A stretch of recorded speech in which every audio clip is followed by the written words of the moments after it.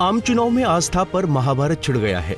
BJP Ram मंदिर के मुद्दे पर कांग्रेस को घेर रही है। अमेठी से बीजेपी प्रत्याशी स्मृति ईरानी ने राहुल गांधी पर राम मंदिर को लेकर बड़ा हमला बोला है।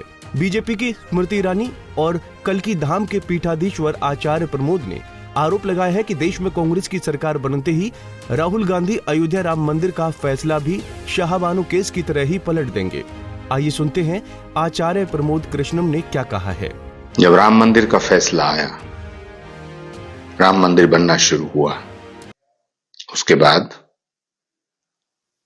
राहुल गांधी जी ने अपने नजदीकी लोगों की एक बैठक में अमेरिका के रहने वाले अपने एक शुभचिंतक के कहने पर, इशारे पर, सलाह पर यह बात कही थी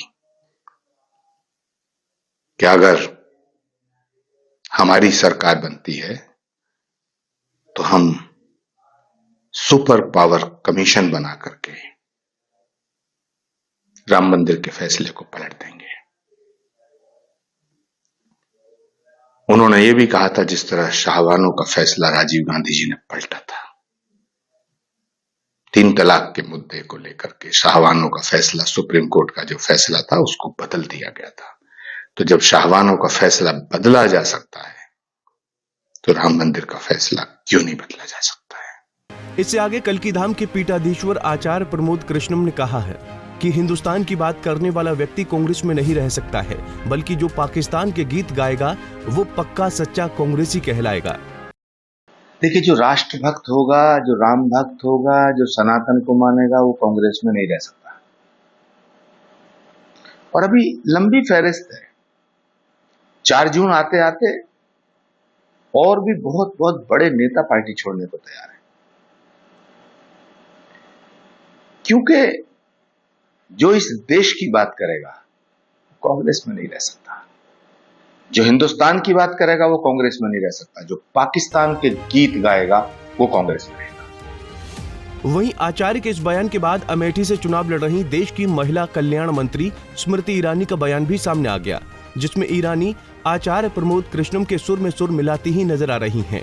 अपने संसदीय क्षेत्र में एक चुनावी जनसभा में स्मृति ईरानी ने कहा कि राहुल गांधी और कांग्रेस के गांधी परिवार की आंख में राम मंदिर चुभ रहा है। वो हमारी आस्था पर हाथ साफ करना चाहते हैं।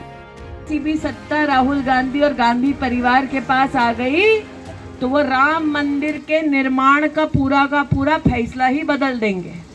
अब यहाँ जितने ग्रामवासी हैं, इस मंदिर को कुछ हो जाए, आप होने दोगे? राम मंदिर को कोई आंख दिखाए, आप आंख दिखाने दोगे?